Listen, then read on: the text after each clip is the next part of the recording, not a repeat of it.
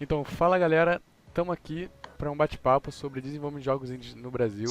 Trouxemos aqui um convidado especial, o pessoal, nós, o pessoal da Beat, trouxemos o Ian, lá da RPG, né, da Rio Puc Games, e agora ele vai falar um pouco sobre o que é RPG e sobre o que se trata.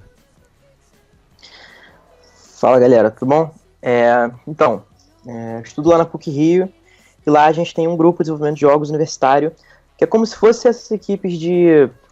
Tem equipe de robótica que produz projetos de produzir robôs e tal, tem as equipes de Baja que produzem carros para competições. A RPG é uma equipe que produz jogos, mas como é que isso funciona? A gente tem 57 membros divididos em duas equipes que produzem jogos digitais e jogos analógicos.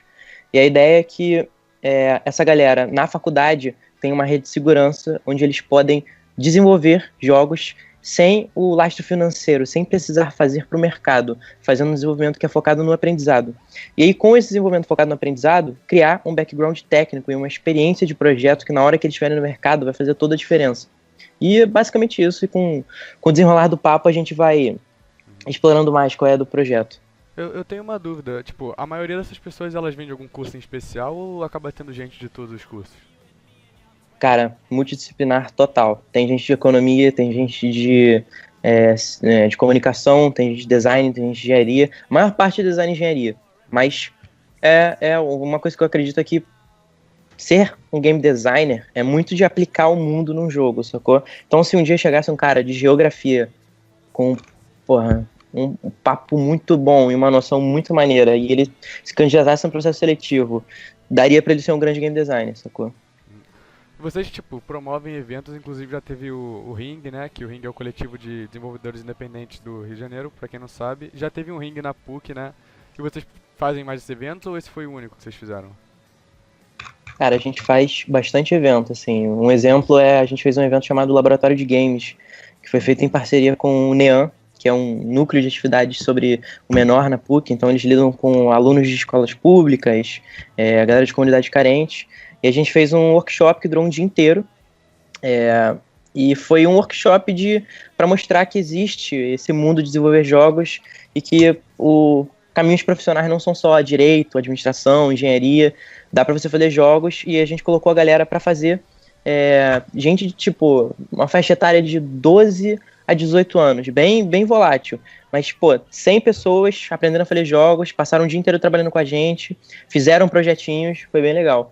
E fora isso, a gente costuma participar dos eventos da PUC, então, recepção dos calouros, a gente monta stand, por exemplo, hoje eu tava lá na PUC, tá rolando a Hackapug, e aí tá rolando uma mostra Maker, e aí a gente tem um stand lá também, mas assim, o Ring foi um evento de porte bem grande que a gente fez.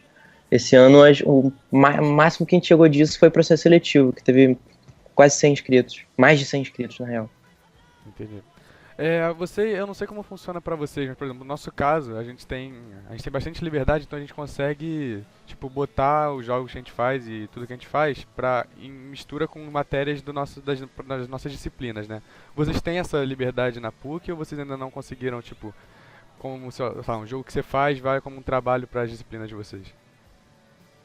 Cara, é até mais saudável na RPG os trabalhos serem separados da graduação, porque dá muito mais liberdade pra gente e permite com que os projetos tenham durações diferentes, sacou? Então, por exemplo, a gente tem ciclos projetuais que podem durar de 5 a 8 meses, entendeu? Uhum. E eles são independentes das matérias, isso cria um caráter de que dá uma gama maior de opções para a gente, porque no momento a gente pode estar trabalhando em algo que envolva o departamento de psicologia, no outro momento a gente pode estar fazendo uma coisa que é de cunho autoral, no outro momento a gente pode estar fazendo um evento gigante, sacou? Então, assim, a diversidade de oportunidades que isso traz ajuda muito a equipe. É, eu acho legal toda a parte que tem na PUC sobre desenvolvimento de jogos, mas tipo, a gente tá aqui como Bissa, acho que o Daniel até precipitou um pouco para falar, tipo, a gente tá A maioria de nós vem do nave, onde tem isso como graduação. Tipo, a gente vem na linha, como você falou, e vocês têm mais liberdade criativa e tal, com o tempo e tal. Vocês têm alguma linha para seguir para o mercado de trabalho em si aí na PUC? Tipo, acho que a gente está bem fechado na RPG. Eu queria abrir mais isso. Tipo, pra onde vocês seguem? Tipo, tem caminhado isso pela RPG? Então, é mais pela RPG mesmo, porque preparação para trabalhar no mercado de jogos, pelo menos na PUC, não é tão forte em questão de encaminhamento profissional, entendeu? O que acontece é que, cara, a PUC incentiva muito o aluno a ficar autossuficiente e se virar, e isso faz com que a galera se vire mesmo e mande bem, sacou? Então tem muito ex-aluno da PUC que sai que quando entra no mercado de trabalho, vários ex-alunos da PUC são a galera que tem empresa no Rio. Então, por exemplo, a galera que fez o Warlocks Tower, a MidPixel, é o Werther, que hoje dá aula na PUC, é ex-aluno da PUC. É a Chimeric Labs, que fez o Satellite Rush. Tem o Rafael Barsante, tem o Ximenes, galera da Beatcake Studio, que tem o Holodrive. Tem a Camila Slotfeld, ex-aluna da PUC também. Então, assim, não é que a PUC ofereça esse encaminhamento profissional, mas toda essa raiz da PUC de incentivar o empreendedorismo, falei você se virar, ainda mais no curso de design, que isso é bem forte, faz com que a galera dê um jeito, sacou? Mas não tem, tipo, orientação, como é que você vai entrar no mercado de trabalho. Curso de design é um curso de design. Mas eu acho que esse problema não sei se é um problema, na verdade, de não encaminhar para o mercado de trabalho, né, geral de todas as faculdades. Porque isso é uma reclamação constante, assim. Sim, é porque o que acontece? Uma coisa que muitos professores falam, e até tem um certo grau de sentido, é que quando a galera pensa em encaminhamento de mercado de trabalho, pensa em software, em freela, e aí os professores argumentam que esse não é o objetivo da faculdade. O objetivo da faculdade é te dar metodologia e te dar um entendimento do que é ser um designer, mais do que ser um designer hoje em dia no mercado, sacou? Mas aí tem um problema também, que tipo, a gente não tem muita indicação de como fazer portfólio, ninguém sabe fazer freela, ninguém sabe precificar, tá ligado? Se eu quiser cobrar por um jogo que eu faço, eu vou pesquisar pra caramba, mas eu não sei, eu não tenho uma matéria, ninguém me ensina a fazer isso, sacou? Acho até maneiro pro pessoal que depois for assistir. É legal porque, mesmo que vocês não tenham esses problemas, o núcleo de vocês lá em relação ao professor e ao pessoal que é ex-aluno, acaba sendo o núcleo que é referência no mercado de jogos carioca, pelo menos, né? Então, tipo, vocês têm lá o pessoal da MidPixel, né, o pessoal da Beatcake, que são pessoas que têm alguma ligação. Então, é legal ingressar nesses núcleos, né, nesses grupos, porque você acaba tendo contato com as pessoas do meio. Por exemplo, eu vou falar pelo Rio de Janeiro. Aqui no Rio de Janeiro, a Ring ela promove esses eventos, já tiveram diversas game jams e tal. E eu acho legal pro pessoal que está começando agora, que está mais no início do que a gente, que é pesquisar sobre eventos locais, né? Porque eu só posso falar pelo Rio de Janeiro, mas eu sei que tem esses núcleos no Brasil inteiro. Então aqui no Rio de Janeiro a gente tem Game Jams, que é até onde esse nosso jogo novo, né, um aluno nasceu, que foi na época Game Jam, que está indo para a final agora. Já tiveram, na verdade no Rio de Janeiro eu só vi jams do próprio núcleo da Ring. Mas acho legal pro pessoal que estiver assistindo e que o pessoal quiser começar nesse mercado, pesquisar sobre eventos locais e sobre grupos locais que estejam agregando pessoas novas nesse meio. Sim, a intenção dessa live era falar pra galera que tá começando os caminhos que eles teriam pra poder seguir. A gente seguiu por jams, mas se tiver algum núcleo de faculdade onde você mora, tipo a PUC, que é o que o Ian tá representando aqui, procure esses núcleos e networking. Por networking, trabalhar na área, procurar as pessoas que estão juntas no mercado, próximas a você e tal, em eventos, em jams, né? Eu acho que a Jam é um bom ponto pra se começar, né? Se você não conhece ninguém e tal, você só se inscreve na Jam. O Pelo menos as jams que eu já participei, você pode chegar lá sozinho, os grupos são formados na hora, né? Você apresenta as ideias e você procura grupos. Eu acho que pro pessoal que não tem nada assim, que só tem, sei lá, habilidade ou de programação, tem as habilidades necessárias para fazer um jogo, vai sozinho mesmo e tenta arranjar um grupo lá, que é um bom jeito de começar, na verdade. Acho que uma coisa importante também é, mesmo se não tiver uma jam local nessa cidade, sei lá, você mora no joelho esquerdo do Amapá, tá ligado? Sei lá, um lugar muito longe. A quantidade de jam online que acontece é surreal. Tem sites que catalogam quando essas jams acontecem, quantas estão acontecendo ao mesmo tempo, e são várias, e cada uma tem um caráter muito diferente. Esse final de semana está acontecendo a Ludum Dare, que é uma das maiores do planeta, sacou? Início do ano tem a Global. Tudo bem, a Global você precisa de um local. Mas ao longo do ano tem várias competições que você pode ou encontrar pessoas pela internet para participar junto contigo, ou juntar um grupo e ficar todo mundo virado, comendo pizza e fedido junto, sacou? Então assim, eu acho que o principal faz uma game jam de qualquer jeito, sacou? Se tu quiser fazer jogos, você vai amar muito. Se você não quiser, é uma experiência de extremos, né, na verdade, a Game Jam. Porque você chega, ali tu vai testar se tu gosta mesmo, se você não gosta. Porque você acaba ficando, sei lá, 48 horas ali dormindo mal, acordado há muito tempo, assim, sobre uma carga de estresse relativamente alta. Aí se você passar por isso, você já passou metade do caminho já pra você saber se você gosta ou não de fazer esse tipo de jogo. Mas Ian, agora uma pergunta pessoal, assim. Como é que você se interessou pela área?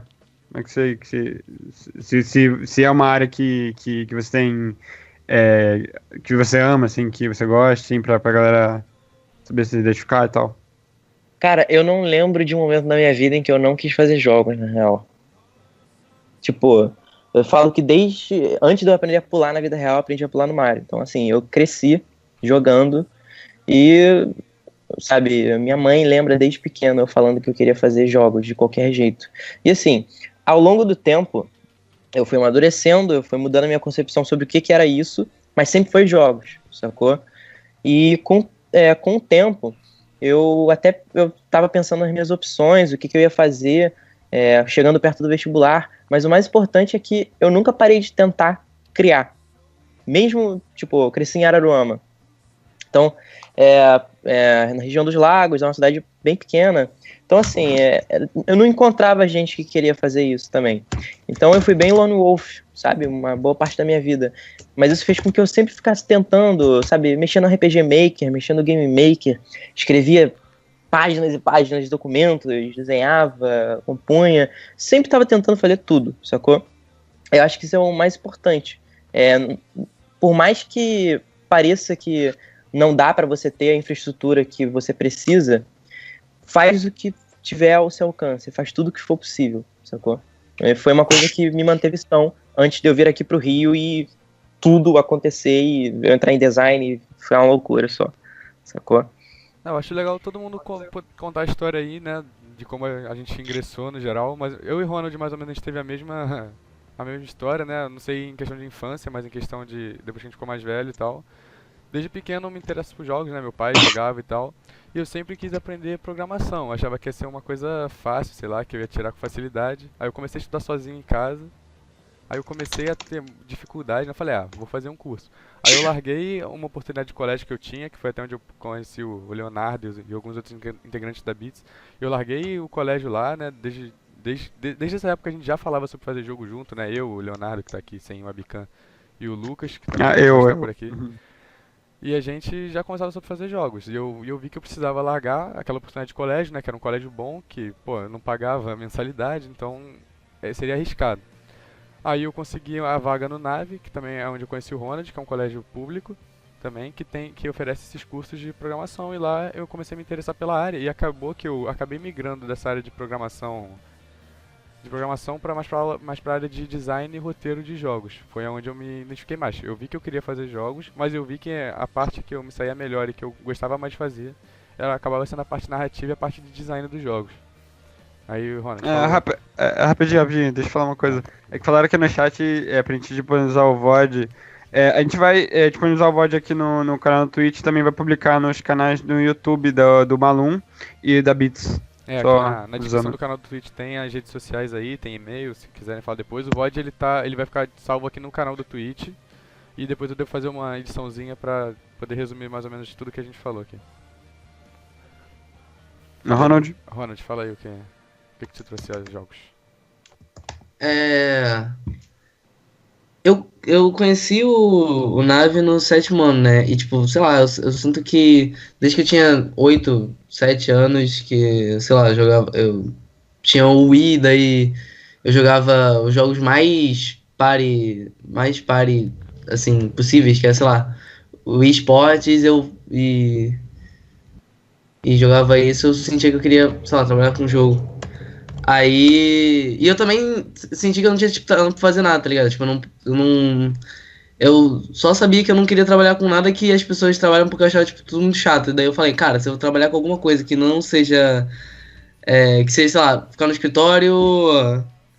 Ficar no escritório assinando um monte de papel, eu ia me matar, porque eu não ia aguentar trabalhar com isso. Aí. Eu tinha que procurar alguma coisa que, sei lá, me distraísse e fizesse eu dar algum sentido. Eu dar algum sentido ao trabalho, tá ligado? Tipo, eu não queria falar. Sei lá, e daí no 7º ano, quando eu tava no 7º ano, sei lá, do ensino fundamental, eu conheci isso. E daí no 9º ano, que era o último ano do ensino fundamental, porque o nosso tem ensino médio, eu estudei pra caramba e passei na prova e eu consegui entrar na área. E foi isso. Você, Peru. Eu acho que eu sempre fui um cara de informática, assim, tipo, eu sempre gostei das partes de programação e tal, e aí depois que veio o projeto da Beats, depois de ver que eu queria fazer alguma coisa tecnológica, entre aspas, aqui, assim, eu falei assim, cara, vou fazer games porque é a coisa que eu amo, assim, e eu não me via mais fazendo nada além disso, tá ligado? Não me via, sei lá, com uma outra profissão. E aí, cara, fui me apaixonando cada vez mais, depois que eu conheci mais gente que trabalhava no meio, quando a gente foi lá pra Epic Game Jam, quando fui conversando com mais pessoas da área, cara, fui me encantando cada vez mais e... Bom, a gente tá aqui, né? A gente tá aqui falando sobre desenvolvimento dos jogos, né? Eu acho até legal falar um pouco também como a gente se formou, né? Tipo, como a gente acabou se juntando. Eu não sei se o Ian tem algum case parecido com esse, é porque, na verdade, eu conheci o Leonardo e o Lucas no ensino fundamental, né? Novo, e a gente já falava sobre fazer jogos, tipo, junto. Aí eu entrei no Nave, conheci o Ronald, e a gente meio que juntou. O Ronald é bom nisso aqui, sei lá quem é bom nisso aqui, a gente meio que juntou todo mundo e agora a gente meio que criou a Beats, que a gente faz tudo junto. Tipo, Ian, você, não sei se você pessoalmente ou o pessoal da Rivo Games, vocês, tipo, chegam a criar, tipo, empresas de vocês ou vocês costumam mais trabalhar com grupos soltos mais pro projeto da RPG? Então, na RPG são grupos voláteis, então cada ciclo projetual é um grupo diferente. O ponto a ideia é que a RPG seja uma geradora de startups, sacou? Então, se eu trabalhei em 3 projetos diferentes, cara, eu achei que aquele moleque ali é um baita programador, ele é muito maneiro, a gente, criou um vínculo, a ideia é que esses grupos vão surgindo dinamicamente com o tempo, sacou? Eu, no caso, eu também tenho uma startup que se chama Bravarda, e eu conheci o programador da startup na RPG. Então a RPG me fez ter a experiência de trabalhar junto com ele, passar tempo com ele, passar por estresse com ele, brigar com ele, sacou? E a gente criar relação de camaradagem que fez com que eu pensasse, cara, esse moleque eu tenho que trabalhar com ele, sacou? Porque assim, não adianta, a RPG é um momento, sacou? É um momento passageiro na vida de um universitário. Mas é um momento que pode ter uma importância para toda a vida, porque você pode conhecer a pessoa que você vai fazer jogos pro resto da sua vida. E vocês vão aprender juntos sobre jogos, vocês vão usar isso pro resto da vida, sacou? Mas no geral a ideia é que equipes surjam da RPG. Eu acho que seria legal agora a gente falar sobre os caminhos que as pessoas que querem trabalhar nessa área podem seguir. Ela não precisa ser realmente uma programadora, ou trabalhar na massa. Pode trabalhar com um marketing, uma empresa, trabalhar em uma empresa fazendo a parte de marketing, ou fazendo a parte de, de arte mesmo. Tipo, todo jogo precisa de arte, precisa de música, todo jogo precisa dessas partes também artísticas. Não é só programar, claro. Porque, na verdade, as pessoas às vezes ficam muito presas a apenas um aspecto, tipo, programação e arte. O jogo precisa disso, só que cada vez mais os jogos eles têm ficado mais complexos e para vender, né, até para disputar com as grandes empresas, você precisa implementar tudo que coisas que essas grandes empresas já implementam há muito tempo. Então, eu acho muito importante que desde o início você já tenha uma noção de marketing, noção de como trabalhar com redes sociais, dos novos meios de divulgação, porque não adianta você ser só um programador, sei lá, dentro do seu quarto, no escuro, programando um jogo. Isso tem uma chance muito remota de dar certo, né? São casos muito extremos de pessoas que sozinhas ou sem fazer nada consigam alcançar o sucesso, né? Sim, é saber trabalhar em grupo. Você pode achar esses grupos em núcleos. Você pode achar por exemplo, como o Ian citou, Gems Online. Você pode procurar em fóruns pessoas que queiram juntar grupos para montar algum jogo. Ou fisicamente com festivais de jogos e tal.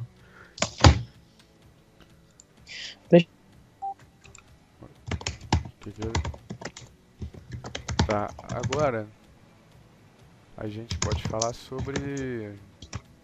Vamos lá. O que vocês acham legal falar agora? Que eu tenho aqui mais uma coisa anotada. Cara, eu acho que a gente... Acho que a gente não falou muito sobre o mercado em si, tipo... né, de mercado.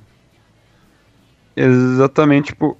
O cara que segue programas, segue design de games, ele pode montar a empresa dele ou procurar um emprego em uma empresa.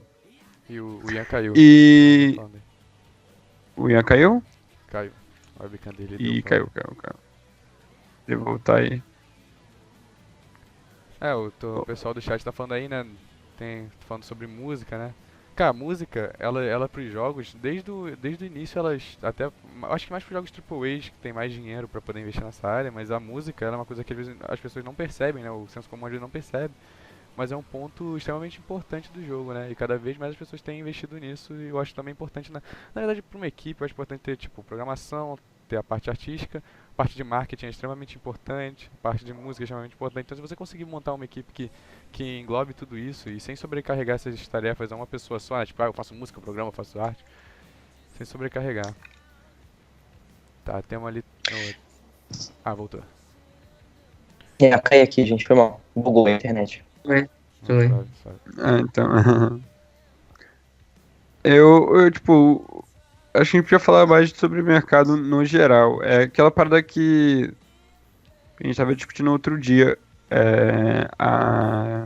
fora da live. Eu me perdi aqui. Sim. O mercado brasileiro, ele me parece muito fechado. Tipo, você tem as GMs e você tem as empresas nascendo em núcleos, como o da RPG. Só que ainda assim é muito difícil essas empresas conseguirem, tipo, eles conseguem investimento com a Ancine, mas, sei lá, 1 em cada 1000 consegue o investimento com a Ancine. Agora tá melhor, tipo, eu não sei, eu tô falando isso mais leigo, mas, tipo, parece bem difícil as empresas com jogos brasileiros dominarem o mercado, ou conseguir alguma visibilidade. Isso tem melhorado, mas... mesmo assim, parece que ainda falta um pouco de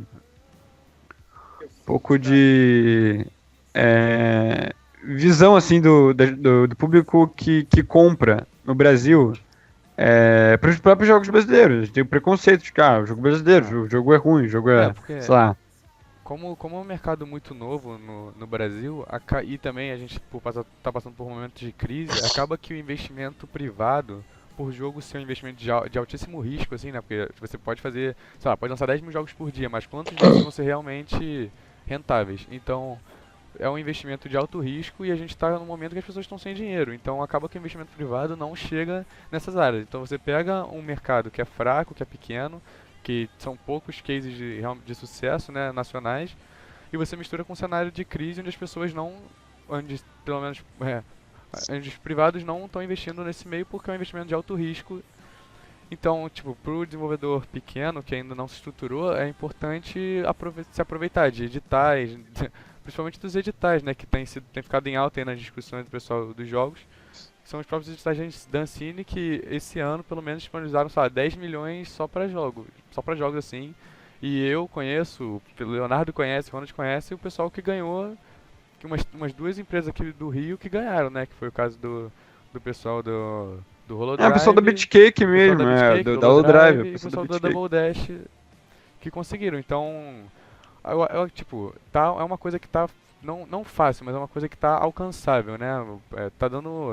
Dá uma esperança para as pessoas que às vezes a gente sente que a gente não tem visibilidade alguma, né? E mesmo que eu sei que tem um preconceito sobre os editais, né? Até eu tenho um pouco, né? Eu fico, vou fazer o jogo, vou ter que botar logo da Ancine, não sei o quê.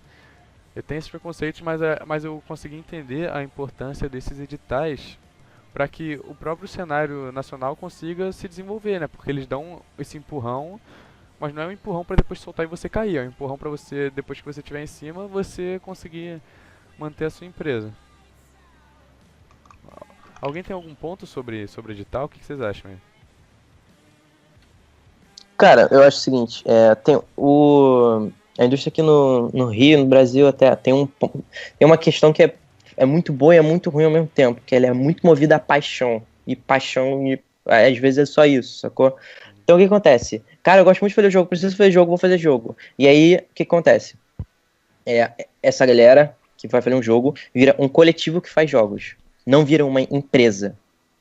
Só que se você quer fazer jogos, principalmente aqui no Rio de Janeiro, que não tem uma indústria forte, não tem estímulo financeiro forte bastante, você precisa ser uma empresa, você precisa entender o que uma empresa significa, você precisa de uma proposta de valor, você precisa entender como é que você se separa de outras propostas, e você tem que entender que num país que está em crise, não é que vai deixar de haver investimento de risco, mas por que vão investir em você que tá falando que vai fazer um jogo que nem todos os outros, entendeu? Então são momentos como esse que você tem que, além de ser um desenvolvedor de jogos, você tem que ser um empreendedor, entender o que você tem para oferecer que o destaca dos outros, sacou? A ideia desses editais da Ancine é fomentar uma forma de indústria para chegar a um ponto que a gente tem hoje nos Estados Unidos em um longo prazo. E para isso é uma forma meio que, tipo, dar um poder no motor repentino, sacou? Para que isso gere jogos melhores e, mais importante que isso, essas empresas que estão recebendo investimento, esse investimento não é nem necessariamente para esse primeiro jogo. Ele é muito, a Ancine está pensando nos próximos jogos que essa empresa fizer. Por quê? Porque o que separa o Brasil de outros países que lançam jogos o tempo todo, jogos fodões, AAA, é lógica organizacional. Então o que acontece? Na Ubisoft, eles têm 20 anos de experiência acumulada em desenvolvimento de jogos. Na EA, eles têm quase 30 anos de experiência acumulada em desenvolvimento de jogos. Esse mercado tem, quase 40 anos de experiência acumulada, compartilhada entre pessoas que vão de uma empresa para outra, que fazem projetos juntos, que depois se juntam com outras empresas e vão para outros países. Então aqui no Brasil não existe ainda essa lógica organizacional. A ideia é que esses investimentos criem essa lógica organizacional por meio desses primeiros jogos. E assim, com o tempo, essas empresas vão se tornar pilares. Então, por exemplo, se a Bitcake está recebendo esse investimento agora, a ideia é que, ela possa crescer e fazer mais jogos e, com o tempo, se torne um pilar da indústria. E esses funcionários que estão lá se tornem veteranos, que vão ensinar o pessoal que vai entrar. E esse pessoal que vai ensinar quem vai entrar vai para outras empresas e vai... Entendeu? É meio que uma reação em cadeia. É por isso que eles são tão necessários. Porém, a opção alternativa se você não quer ir no edital, ou você se fode muito para tentar fazer um Undertale, sacou? Que é uma parada que, assim, você não vai atrás de um publisher, você vai fazer uma parada puro coração, e você vai fazer divulgação por conta própria, o Kickstarter, sacou? Que é muito difícil e, assim, complicado, sacou? é acreditar em milagre, tá? Acreditar em milagre é legal, botar comida na mesa também é. Ou você precisa entender que hoje em dia, para você receber um investimento como empresa, não basta você chegar e falar, eu quero fazer um jogo. Você tem que fazer algo diferente. Tipo, eu quero fazer jogos, a minha proposta de valor é fazer jogos para o sistema de saúde usando não sei o que lá. A minha proposta é criar projetos interativos para promover uma inclusão de crianças autistas com crianças que não são autistas, sacou?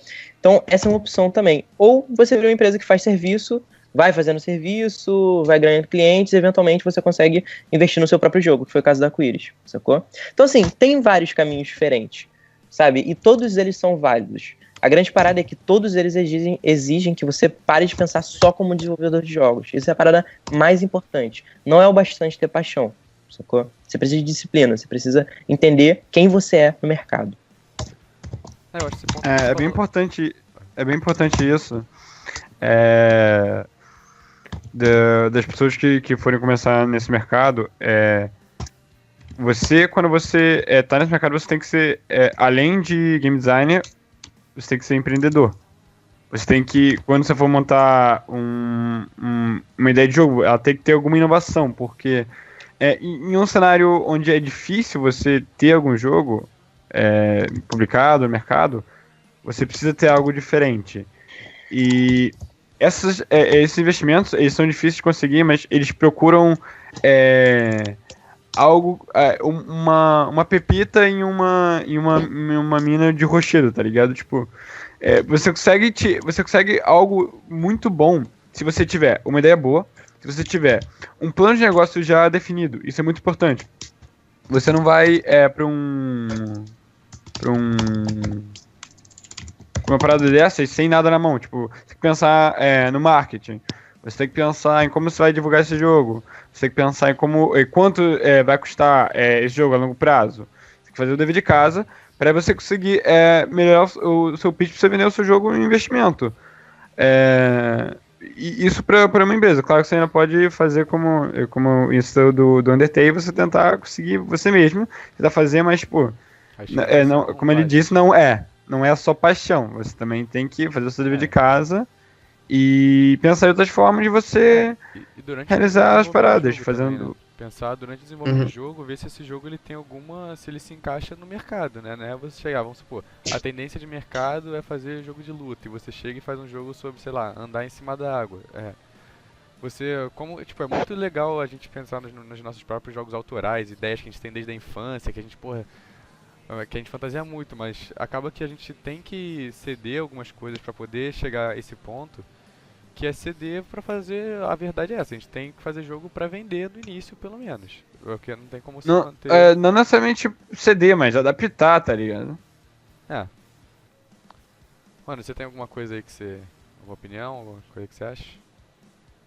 Não, tudo bem. Desculpa aqui, gente, eu tava vendo um negócio aqui e eu tava resolvendo um problema que eu tive aqui um pouquinho. O Ronald... Posso falar, Ronald? Pode. O Ronald sem querer comprou 14 mil gemas no Clash Royale. Aí ele tava com... Isso são $99. Ih, a Apple já me respondeu. Nossa senhora. Aí ele deu uma leve trancadinha ali.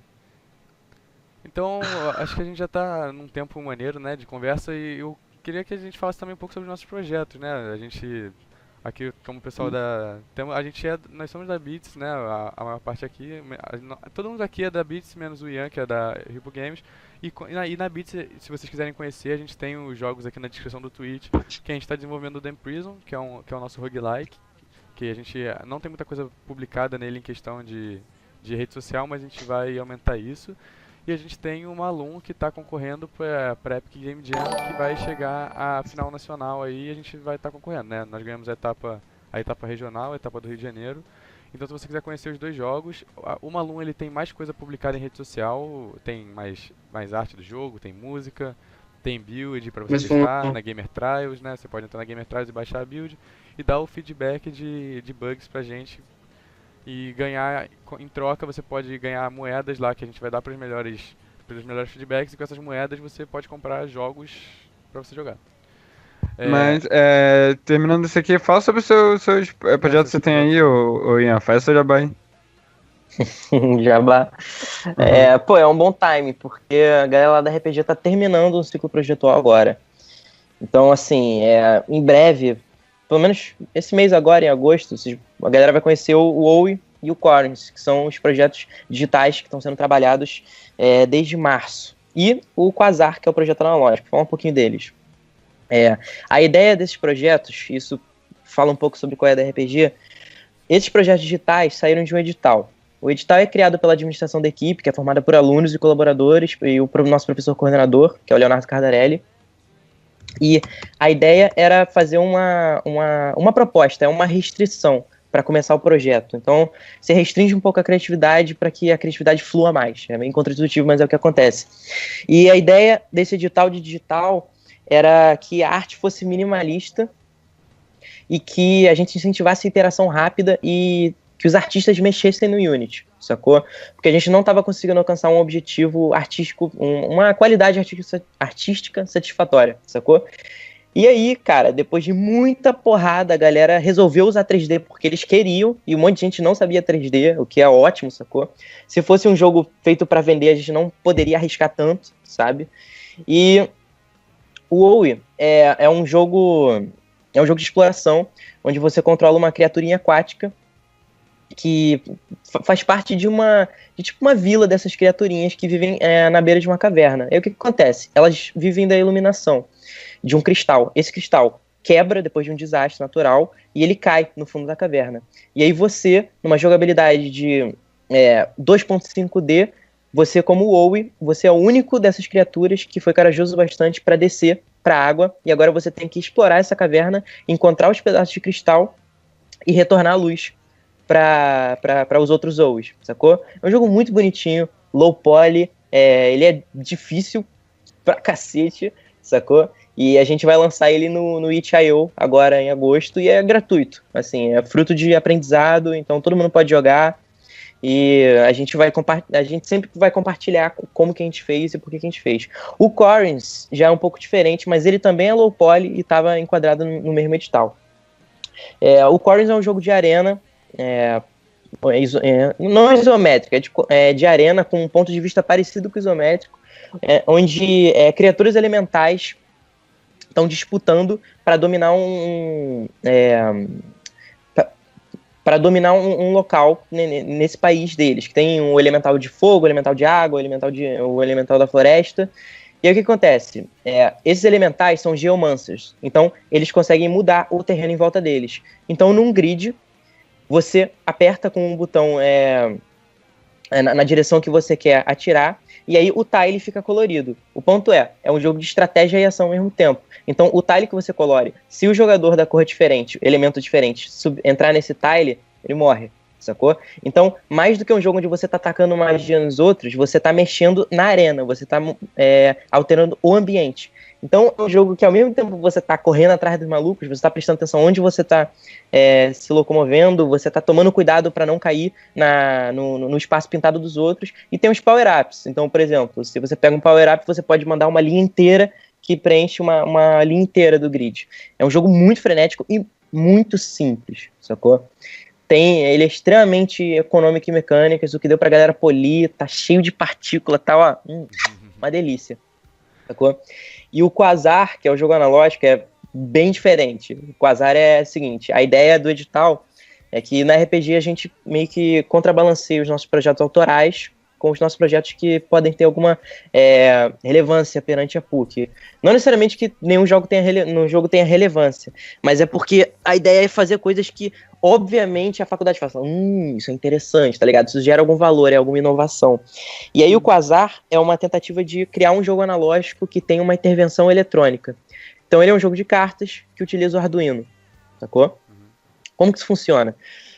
Numa disputa intergaláctica, existem esses bardos cibernéticos, que são DJs que estão tentando encantar uma... tipo... Vocês estão ligados naquela... já viram Scott Pilgrim? Já. Tá ligado aquela cena da Batalha das Bandas? Ah, sim, uma parada meio abstrata, assim, que vem os dragões. Uma assim. parada... Exato. E aí, num clima muito cyberpunk, é um jogo de deck building, onde você vai pegando ritmos diferentes, tipo Bossa Supernova, Reggaetomic, e aí você vai usando essas cartas, criando combinações para você conseguir aplausos. Só que a parada para você ligar o efeito da carta, você precisa ler a carta no Arduino e ela vai ativar uma combinação que você tem que acertar para você conseguir o efeito. E essa combinação é uma música, sacou? Então, assim, foi muita prototipagem, muita experimentação para chegar numa forma de que o analógico precisasse do eletrônico e o eletrônico do analógico, sacou? Então, assim, os 3 projetos são bem diferentes entre si. O Quasar, porque ele usa o Arduino e ele é um jogo de cartas, a gente vai mostrar ele só em exposição, mas por enquanto. Então, assim, se alguém quiser conferir esses projetos, se alguém quiser conhecer a RPG, fiquem ligados na nossa página. A gente vai estar lá no primeiro dia dos calouros da PUC, a gente vai expor num evento que é a Cienge, a gente vai fazer várias paradas nesse período e todo mundo vai poder jogar esses jogos em casa, no caso dos digitais, e junto com os desenvolvedores, no caso do Quasar. E tem mais projeto, calma. Sério, tem mais projeto. 57 pessoas, né, galera? Tem que ter muito jogo, sim, senão... claro. Que é Um Quarto de Rei. A parada é a seguinte, a gente fez uma Game Jam que só RPG poderia ter feito. Por quê? Porque foi uma Game Jam onde não os 57 membros da equipe, os 44 que estavam presentes, fizeram uma Game Jam de 48 horas em que o principal objetivo era ser um projeto transmídia. Então, todo mundo trabalhou junto. Então, a gente criou um jogo analógico que tem uma interferência digital e os jogos digitais precisam do analógico. E aí, o jogo que foi gerado nisso foi Um Quarto de Rei, que ainda está em desenvolvimento. Ele é o seguinte, o rei e a rainha saíram do castelo, e aí os filhos deles, que são os príncipes e princesas, resolvem dar uma festa. Só que eles chamam todo mundo de errado. Eles chamam goblins, trolls, vampiros, dragões, e aí eles começam a fazer uma baita cagada, e a festa fica uma zona. Então, você precisa fazer com que a festa seja boa, não destrua o castelo, e esteja tudo arrumado quando o rei e a rainha voltarem. Como é que isso funciona? O tabuleiro é o castelo, então você com seus amigos está lá na tua sala de estar, você está viajando por esse castelo, e aí cada cômodo tem um minigame diferente, e esse minigame leva a um minigame digital. Então se está acabando a comida e está vindo por exemplo, está vindo uma crise, daqui a 2 turnos a comida vai ficar podre porque, sei lá, o Goblin cagou na comida, sei lá, eu não lembro direito das cartas. E aí você tem que fazer comida. Então você vai no minigame, aí todo mundo tem que pegar o controle e jogar, sacou? E aí dependendo de como você for nesse minigame, isso causa uma interferência no jogo analógico. Então eles precisam do outro, é um jogo bem difícil e assim, foi uma das paradas mais interessantes que a gente já fez, foi muito difícil, cara, foi difícil fazer o jogo, que foi preciso de um brainstorming muito complexo, sacou? Mas é muito gratificante, porque a gente realmente está conseguindo fazer algo que a gente ama e aprendendo juntos e podendo experimentar, podendo aprender no nosso próprio compasso para chegar um momento que a gente estiver no mercado e estivermos fazendo nossas próprias empresas, esse legado a gente vai estar carregando ele com a gente. A gente fala que ver alguém jogando seu jogo é um momento infinito. Verdade. E tudo que a gente faz, a gente pensa nesse momento. E hoje, cara, sério, hoje tem um momento que eu vou até compartilhar aqui com vocês. A gente tava mostrando o WoW. E aí, na Mostra Maker, tinha muita família, tinha muito pai com filho chegando, as crianças jogando. E aí teve um momento que eu olhei pro jogo, o WoW, e aí tinha uma garotinha jogando, e o garotinho do lado dela tava dando o pitch do jogo pra ela, de tão animado que ele ficou com o jogo, sacou? Então ele tava tipo, olha, aí você pega o WoW, aí você desce, e aí você tem que pegar o cristal, mas cuidado porque tá acabando o oxigênio. E assim, cara, esses momentos, sério, tudo bem, a gente tem que prender, tudo bem, a gente tem que ganhar dinheiro, tudo bem que a gente tem que botar comida na mesa, mas não tem nada melhor que isso. Não tem nada mais gratificante do que ver uma coisa dessas. Então, assim, saibam, quem tá vendo, que independente de tudo, todas as dificuldades que vocês podem sofrer, mesmo que o jogo não venda, que alguma coisa dê errado, que, as coisas pareçam estar sufocando, se você conseguiu colocar um sorriso na cara de alguém por causa do seu jogo, segue em frente, cara. Segue em frente. Concordo aqueles plenamente. momentos que esquenta o coração e dá um brilho no olho. E dá Sim, um sim. ânimo, né, pra continuar, porque às vezes a gente não tem, tipo, às vezes não, né, a gente não tem feedback monetário, a gente acaba não ganhando nada e acaba não tendo nada melhor do que, tipo, ver as pessoas jogando os jogos. Inclusive, deixo a dica aí, até o Ian falou, sempre que vocês forem fazer os jogos de vocês, publiquem em lugares que vocês vão conseguir um feedback. Então, eu acho maneiro, principalmente, tipo, o Gamer Trials é muito bom pra colher feedback, o itch.io é um lugar que você acaba tendo um alcance global, né? Inclusive, até eu tava estudando essas coisas com o Leonardo outro dia e eu percebi que tem muitos youtubers desses grandes e famosos que fazem muito vídeo que acabam pegando os seus jogos os jogos que vão fazer vídeo lá no itch.io por recomendação dos inscritos. Então, tipo, acaba que você largando seu jogo lá no itch.io e dando uma força nele, você talvez alcance uma divulgação muito grande sem muito esforço. Onde você tem o retorno do público, né? Você tem esses momentos físicos, claro, que nem o Ian falou, mas você também tem o feedback da galera online. Você pode ter comentário isso faz chorar também, tá? Sim, comentário também faz chorar. A gente falou bastante sobre o mercado e tal, se empreender, mas essa parte da paixão também é muito importante. A gente esculachou, mas é muito importante, cara. É muito motivacional, né? A parte pessoal acaba sendo até mais importante às vezes, né? Porque, por exemplo, a gente tem projeto, por exemplo, o The Prison, que é o nosso roguelike steampunk numa prisão, a gente já trabalha nele há bastante tempo e o humor das pessoas oscila normalmente, né? Então você tem que ter das pessoas jogando seus jogos, receber o feedback, é bom pra dar um ânimo, né? Porque você fica trabalhando muito tempo, acaba tendo muito problema, né? Cada jogo com a sua mecânica e jogos com mecânicas complexas e tal, muita coisa que você perde tempo. Se você você arruma um bug, você acha outro bug. Então às vezes estressa, fica de cabeça quente, mas quando a gente vê alguém jogando nosso jogo e vendo isso, cara, a gente esquece tudo e fala, tudo valeu a pena. Uhum. O Danny e o Gabs que estão aí no chat, um beijo pra vocês. Eles são da RPG e, assim, o Danny hoje, ele viu esse momento e ele é um artista do WoW. Então, assim, eu imagino que pra ele deve ter sido... Ele tava esse tempo todo naquela caverna do desenvolvimento, sacou? E poder ver uma coisa dessas é muito gratificante, muito gratificante. Então, acho que vou finalizar aqui. Para quem quiser entrar em contato com qualquer um de nós, aqui na descrição tem o nosso e-mail, então se quiser saber coisa do Ian, a gente só manda lá que a gente responde lá. Não, assim, a gente vai publicar no YouTube, todos os links, tudo que foi comentado aqui na live, a gente vai linkar na descrição do vídeo no YouTube. Então eu vou ter esse trabalho árduo de linkar tudo. Você pode encontrar lá. Pode entrar em contato de boa, conversar, é maneiro, né, com as pessoas. É bom que a gente fique unido, né, e que todo mundo se ajude pra quando a gente crescer e todo mundo meio que se ajudou, né. Nesse canal do Twitch também, às vezes eu faço umas lives aqui com o pessoal jogando mesmo, live de jogo normal, pra quem quiser seguir aí. Inclusive vou agradecer aqui os follows da galera, né, o Dani, que vocês falaram, o Nicolas também seguiu. Então valeu aí todo mundo que seguiu. Quem quiser entrar aí Ian, rapidinho. Ian, fala pra galera como é que a galera te encontra. Tem algum contato e tal? Então, vocês podem curtir a página da RPG no Facebook.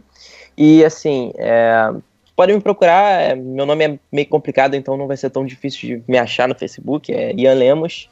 E assim, cara, eu tô de portas abertas, sabe? Além do RPG, eu tenho vários projetos acontecendo, sabe, a coisa que eu mais gosto de fazer é jogos, e uma coisa que eu gosto tanto quanto fazer jogos é mostrar para as pessoas que elas conseguem fazer jogos, sacou?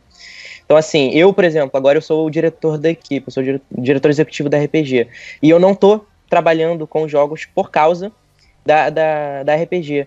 E eu tô feliz do mesmo jeito, entendeu? Porque eu sei a quantidade de oportunidade que isso tá gerando, eu sei o impacto que isso pode estar causando na indústria. Então, assim, faz tudo valer a pena. Então, segue lá a página, entre em contato comigo quando quiser, vai ser um prazer. E obrigado por terem me chamado, foi uma experiência muito maneira ter participado, gente. Todo sucesso pro jogo de vocês, o Malu é muito bonito, o Kaplan já me mostrou, eu realmente achei muito legal.